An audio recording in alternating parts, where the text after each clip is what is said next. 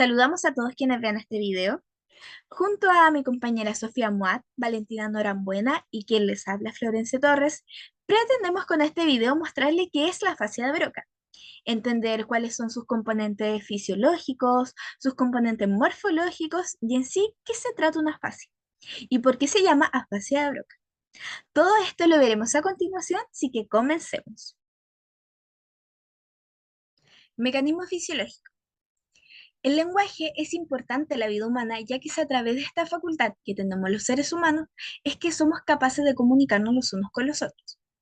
A través del lenguaje podemos verbalizar lo que pensamos y expresar lo que sentimos. Existen dos principales áreas del cerebro, las cuales se encargan de la producción de las palabras, el área de Wernicke y el área de Broca. La primera se encarga de la comprensión de las palabras a través de la información que es recibida por la corteza auditiva y la corteza visual.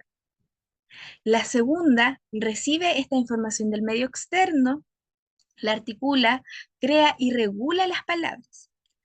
Su importancia también radica en que esta información que es recibida se transmite a la corteza motora, la cual se encarga de controlar los músculos que permiten la articulación de estas palabras, de la pronunciación y de cómo éstas se elaboran. Estas dos regiones del cerebro trabajan en conjunto en la producción del lenguaje y se comunican entre sí a través de axones neuronales, los cuales, si presentan alguna alteración, pueden producir lo que se conoce como afasias, las cuales veremos más adelante.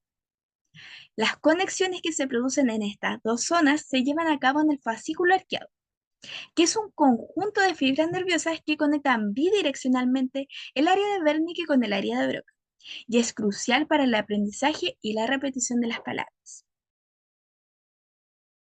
En los componentes morfológicos podemos darnos cuenta que este es un problema médico, que es causado por el daño en las zonas que son responsables del funcionamiento del cerebro. La mayoría de las personas, esto se encuentra en el hemisferio izquierdo del cerebro. Las áreas que influyen en el lenguaje son el lóbulo temporal posterior superior, que este contiene el área de Wernicke, el lóbulo parietal inferior adyacente, la porción posterior inferior del lóbulo frontal por delante de la corteza motora, que esta sería el área de Broca, y las conexiones subcorticales entre estas regiones. Podemos darnos cuenta que cualquier lesión o algún daño o herida producida en estas zonas probablemente afecte la función del lenguaje. Ahora bien, la fascia como tal es un problema o alteración en consecuencia de un daño a las partes del cerebro que se encargan del lenguaje.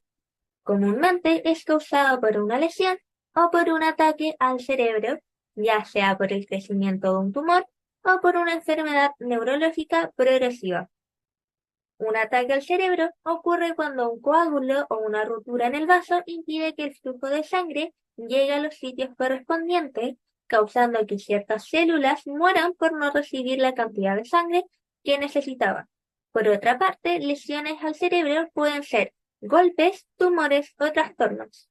La fascia altera nuestra comprensión sobre dicho de los demás, afectando el habla, la lectura y la escritura.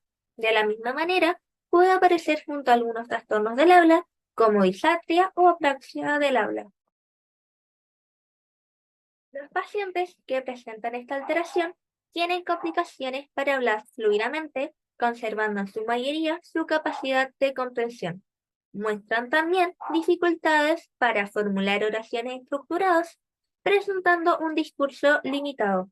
La producción del habla se ve afectada al no ser capaces de exteriorizar los sonidos correctos o hallar las palabras correctas, siendo este un trabajo dificultoso.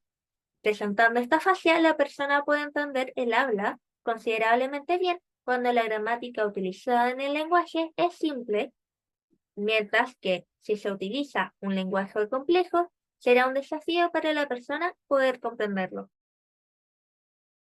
Bueno, como conclusión, entendemos que la importancia del área de Broca es la producción del lenguaje, tanto oral como la lectura o lo escrito. Y con esta presentación podemos entender que un daño en esta zona genera consecuencias en ese mismo sentido, como la fascia de Broca.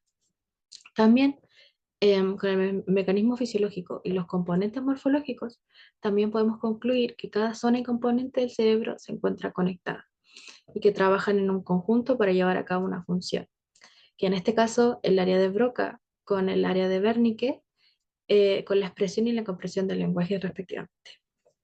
Este fue nuestro trabajo. Muchas gracias.